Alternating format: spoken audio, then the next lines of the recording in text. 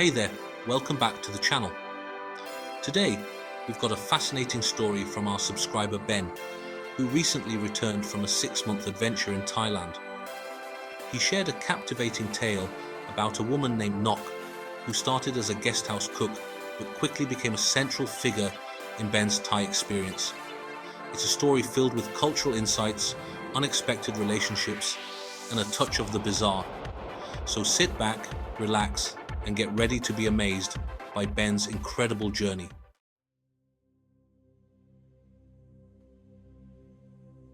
I was in Thailand on a very extended holiday, 6 months. I was due to stay in one guest house for 2 weeks, another for 40 days, and then I'd rent a house for the remaining time.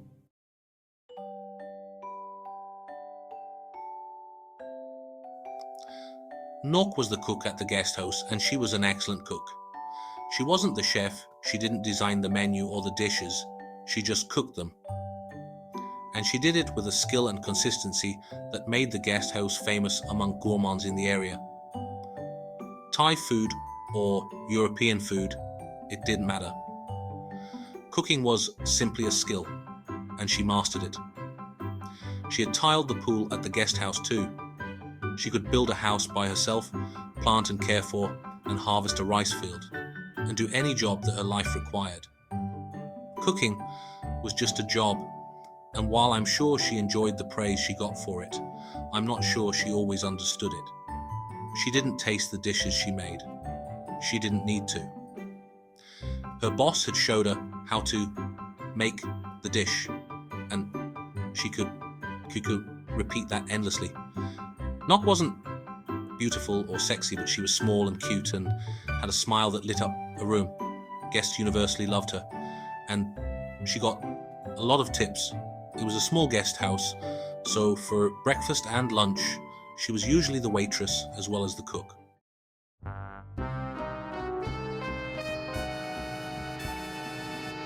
One evening, coming home from a short time, I ran into the manager of the guest house, an Isaian woman who spoke excellent English.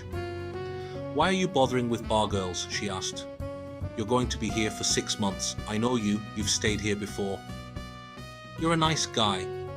Take Nok or Fon to live with you while you're here. Give her a little money each month and don't worry about it. Either of them will take great care of you, and they're both honest. If she's lucky, you'll marry her. If not, she'll still have doubled her salary during high season. They are here looking for Farang husbands. Take either one, whichever you like best, but don't waste so much money on bar girls." To say I was stunned would be an understatement. I must have looked like a buffalo, staring at her with my mouth open. Even though I'd spent 6 months studying the Thai language at home, I was a total neophyte. To me, she was pimping out her employees. The whole idea of what she was saying was so foreign that I had no idea how to react. I stared, nodded, and went off to bed.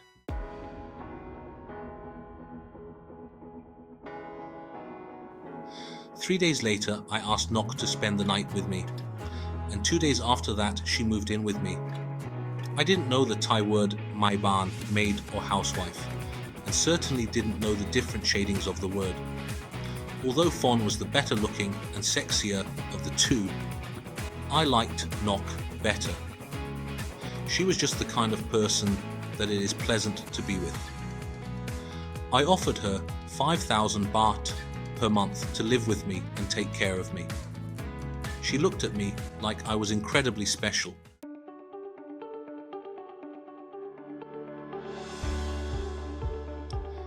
As a live-in, sleep with Mayben, Nok was great, always cheerful and affectionate and very hardworking.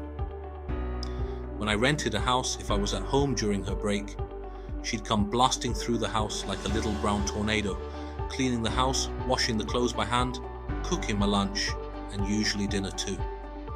She had one goal: accumulate 100,000 baht to rebuild her mother's house, and I was helping her meet that goal. This was so far beyond the girlfriend experience, it was unbelievable. She was at work 16 hours a day with a 2-hour break each day. Even with that limited time, she took care of me like I couldn't believe. She made my own mother look like a slacker. I sometimes traveled, and she knew I would go with other women when I traveled, and she just said, "Be careful."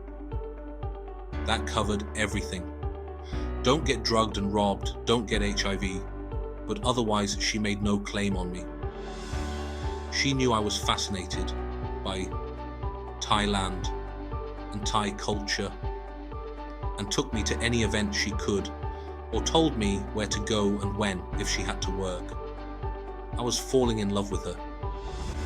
If she wasn't the most beautiful woman I'd ever lived with, she was certainly the kindest and most hardworking. And the food, she joked that she wanted to make me fat. She'd think I was cute, but other women wouldn't be interested.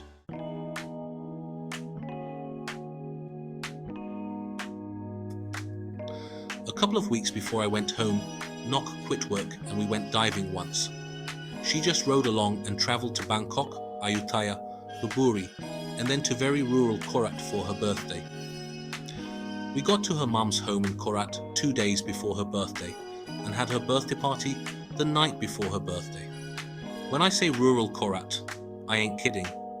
From the city centre, we had to take 2 buses and travel in a weird truck with a tractor engine to get there. We were in the middle of nowhere. Even by pickup, the provincial capital was more than an hour away. I gave her 32,000 baht for her 32nd birthday. She cried.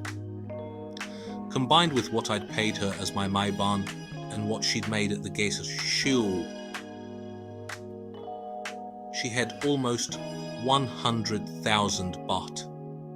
She saved every satang. I'd gone with her to set up the account, and she always showed me the passbook after I paid her or the guesthouse paid her. There were only deposits, no withdrawals. I paid her 5,000 baht per month as my maiban, and she made 4,200 baht plus tips at the guesthouse, and she was doing well. I was on holiday and the money wasn't important. She'd been a good companion. Her mother's home was a hovel, and if I could make a difference, I was happy to do it. Going there was the first time I'd seen poverty in Thailand. Altogether, over 6 months in the country, and I hadn't seen how so many people live.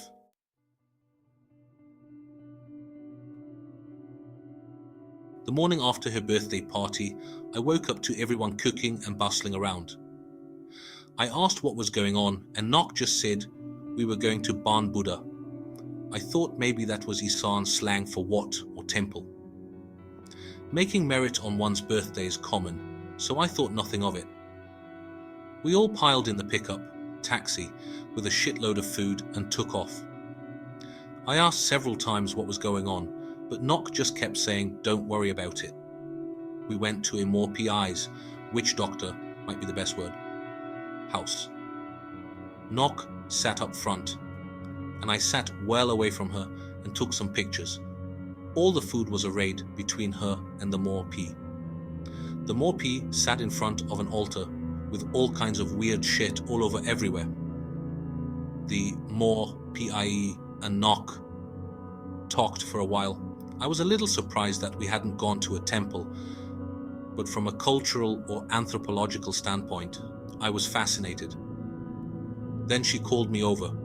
I was a little shocked, but went and sat beside her. I really didn't want her to lose face, but I was very embarrassed being in front of 15 other people and having no idea what the hell was happening. The More PI did some kind of ceremony with the tying of white strings, sprinkling water on us, and a bunch of other stuff. I was getting seriously freaked out but didn't know what to do. I was alone in deepest, darkest Isean, way out in the country, and I was in the middle of what, sure as hell, looked to me like a wedding, performed by a More PI. Honestly, I was afraid to do anything but cooperate. I don't remember the ceremony well, because I had gone into kind of a daze. When it was over, I got Nok away from everyone and asked her in English, "What was that?" I was livid. She knew I planned to return to Thailand. So she said it was just a ceremony to make sure I traveled safely home and back to Thailand. She told me not to take off the string. We went back to her mother's shack and everyone but me ate the food they'd taken to the Morpee. I was too upset to eat, but tried to act normal. They took me to the bus in the early afternoon. As soon as I got on the bus and Nock couldn't see me, I tore off the white string. When the bus started moving, I called a Thai girl I knew in Bangkok and described what had happened. The first thing she asked was, "Did you eat any of the food?" I said, "No," and she said, "Good, you'll be okay." That was reassuring, sarcasm.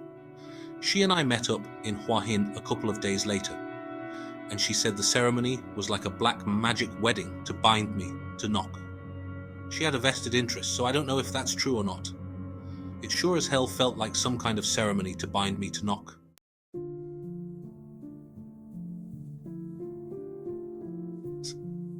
I knew the minute I got on that bus that I'd never see Nock again. As my maid Bon, she'd been the kind of girl I would have married. She really was that good. A wonderful, cheerful, hardworking companion. But when she got me in the middle of nowhere, where I was very vulnerable, she'd lied and tricked me into doing something I would never have done voluntarily. She knew I would cooperate to save her face.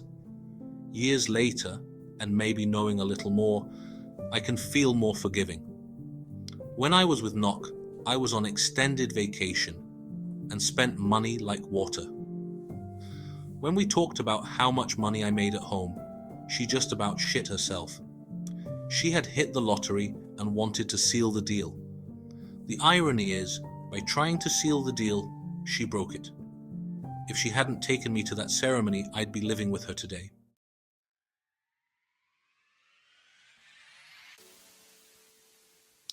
So there you have it.